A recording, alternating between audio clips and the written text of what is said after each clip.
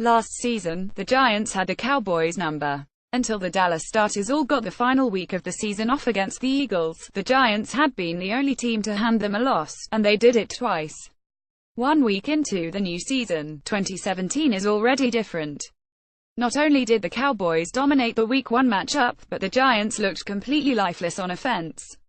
A 46-yard drive in garbage time got the offense above the 200-yard mark, and if not for a field goal in the third quarter, they would have been shut out. Then again, the Giants were missing their most valuable weapon on offense, Odell Beckham Jr. The dynamic wide receiver missed just his second game since 2015, and just like the first time, the Giants couldn't get much going on offense. Eli Manning especially missed his top receiver. Manning threw for just 220 yards and was picked off once Sunday night. 2 seasons ago against the Vikings, he totaled just 234 yards without Beckham in a 4,917 blowout loss. The Cowboys' secondary is young and lost its most veteran player, Orlando Scandrick, to an injury in the second half. And yet, Manning averaged just 5.8 yards per throw and got no help. Not from new Giants receiver Brandon Marshall, who almost went catchless until a last-minute reception. Not from the running game, which gained just 35 yards. And certainly not from the offensive line, which gave up 3 sacks and had Manning tap dancing all night. It's still unclear if Beckham will be ready to go for the Giants' next game, a Monday Night Football clash with the Detroit Lions. His status has been the same ever since he injured his ankle in the team's second preseason game. Day-to-day for OBJ has such a familiar ring to it by now, it might as well be a presidential slogan. But it is clear the Giants, and Manning in particular, need their spark plug back. Panic Index OBJ is gonna play will be the Giants' new slogan soon enough, if not this week then before too long. Manning will get to his favorite target back, and Marshall, Sterling Shepard, Evan Ingram, etc. should be able to get open more easily. Manning, for his part, isn't sweating the offense's Week 1 woes. Eli Manning on the Giants' offensive problems will bounce back. We just need to slow down, everybody take a breath. Ralph Vacchiano at R. Vacchiano's knee September 13, 2017. But Beckham's presence won't fix the offensive line. And that should be a legitimate concern for the Giants right now. Kirk Cousins' terrible opening week could screw up 2 franchises. Cousins hasn't been able to come to terms with Washington on a long-term deal, and back-to-back franchise tags have forced him to take big money up front while gambling on himself to earn the league's next massive quarterback contract. On Sunday, the franchise's inability to come to terms with its young passer looked like a positive. Cousins put together a solid Brock Osweiler impression against the Eagles, needing 40 passes to gain just 240 yards. Despite getting paid nearly $24 million this season, he was outplayed by passers like Tyrod Taylor and Jared Goff. His team managed just 1 offensive touchdown. But that's not just bad for Washington.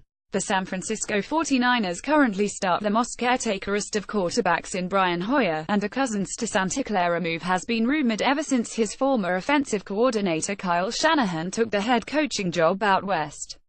With the quarterback and his current team nearing a breaking point in contract negotiations, the 49ers were in a prime position to swoop in and hand Cousins a starting job.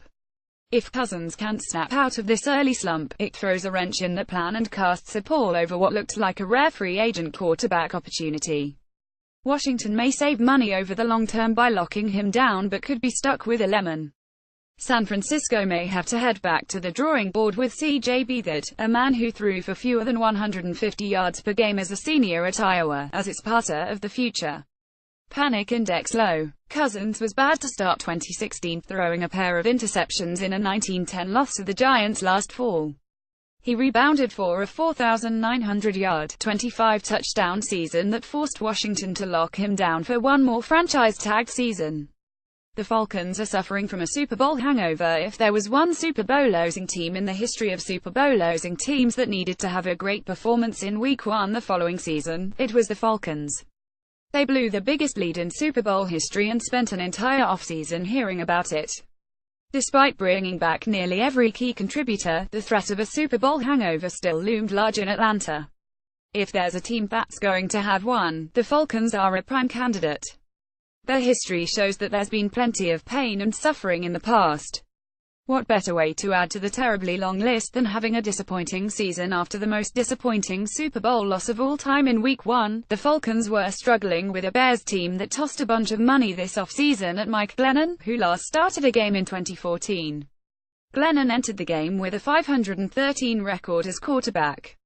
His top receiver, Cameron Meredith, was already lost for the year. His other, Kevin White, suffered yet another injury and left the game. And yet, the Bears came within 5 yards of pulling the upset. The Falcons got the victory, even after a rookie running back from North Carolina at Tarek Cohen was making the defense look silly at times. But it was not a performance that would leave Falcons fans confident going into Week 2 against the Packers. Panic Index: the Super Bowl hangover is more myth than reality. There have been teams to succeed the season after going to the Super Bowl. The Falcons are stacked with talent, and it was the first week of the season. Let's not get too concerned yet. The Saints' defense is bad again every offseason. It's the same old story in New Orleans. The Saints are going to fix things and stop lingering around the bottom of the league on defense. Well, if Week 1 is any indication, this is yet another season of that empty promise. The New Orleans defense let Sam Bradford complete a ludicrous 84.4% of his passes for 346 yards, 3 touchdowns, and no interceptions. It also gave up 129 yards on the ground, most of which were from rookie Dalvin Cook. The defense had 3 unnecessary roughness penalties called against it in the first half, which surely didn't help. If you're a Saints fan, it's hard to look at this defensive performance and not be worried that the rest of the season is going to look as familiar as the last 3. Panic Index: New Orleans added plenty of defensive talent this offseason. Maybe it will just take them some time to gel on the field, but it's completely fair to be uneasy in the Big Easy.